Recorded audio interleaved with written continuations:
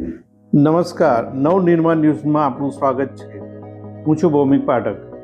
વડોદરા શહેરના ઐતિહાસિક માંડવી દરવાજાની રિસ્ટોરેશનની કામગીરી વડોદરા મહાનગરપાલિકા દ્વારા હાથ ધરવામાં આવી છે. આગામી 50 વર્ષને ધ્યાનમાં રાખીને આ કામગીરી કરવામાં આવશે.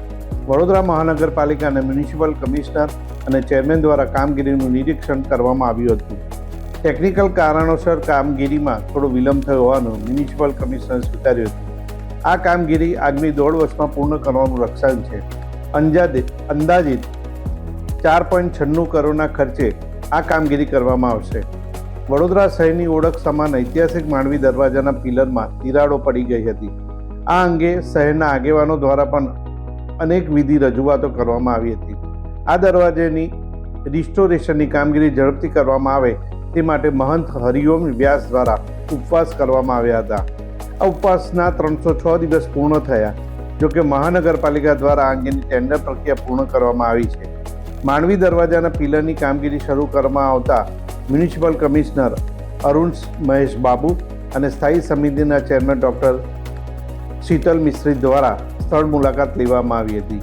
અને આ માંડવી દરવાજો 4 દરવાજાની અંદરમાં આવેલ છે, જે આન બાન અને શાન એમ વડોદરાની ગણાય છે.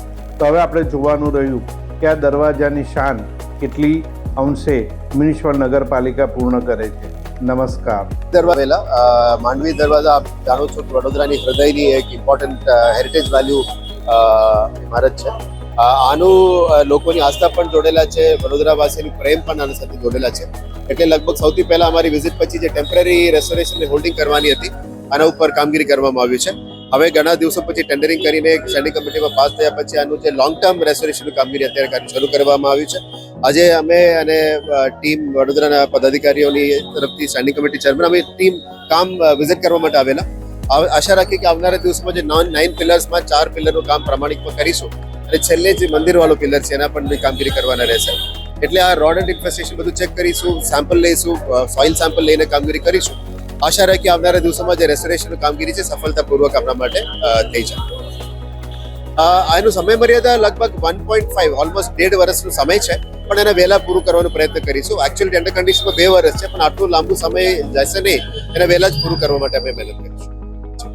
તપનો આજે 306 દિવસ પૂરા થયા છે. જે રીતે સંકલ્પ કર્યો છે કે વડોદરાના ઐતિહાસિક વારસાનું યોગ્ય રિસ્ટોરેશન થાય, જાળવણી થાય, મેન્ટેનન્સ થાય અને જર્જરિત માંડવી પિલ્લરનું કામ શરૂ થાય, જેના માટે મેં તપ શરૂ કર્યું છે.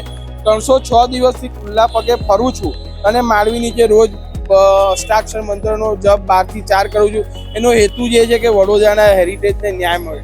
તો જે રીતે આ વર્ષે જે બજેટ 26-27નું મહાનગરપાલિકાએ રજૂ કર્યું છે અને કમિશનર સાહેબે જે રીતે બજેટને વિરાસતથી વિકાસ નામ આપ્યું છે, એના પરથી જ એની ગંભીરતા સ્પષ્ટ થાય છે કે જે મીડિયાના માધ્યમથી સતત રજૂઆત કરતા હતા કે વડોદરા શહેરમાં સર સયાજી ગાયકવાડ પરિવારે એટલો મોટો ઐતિહાસિક વારસો આપ્યો છે કે આપણું વડોદરા શહેર એક હેરિટેજ સિટી બની શકે.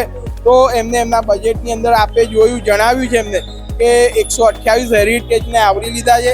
જેમાં પ્રથમ સૂચિમાં એમને 41 હેરિટેજને પ્રાયોરિટીમાં લીધા છે. એમાં ટોપ પ્રાયોરિટી 5 હેરિટેજ છે: માંડવી ન્યાય મંદિર, લહેરીપુરા દરવાજો, તાંબેડકરનો વાડો અને સૂર્યનારાયણ બાગ.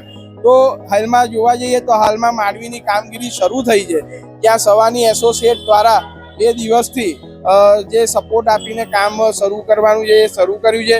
પણ જે રીતે મેં તપ કરવાનું નક્કી કર્યું કે જ્યાં સુધી યોગ્ય કામગીરી નહીં શરૂ થાય ત્યાં સુધી મારું તપ ચાલુ રહેશે. તો હજી કામગીરી શરૂ થઈ નથી.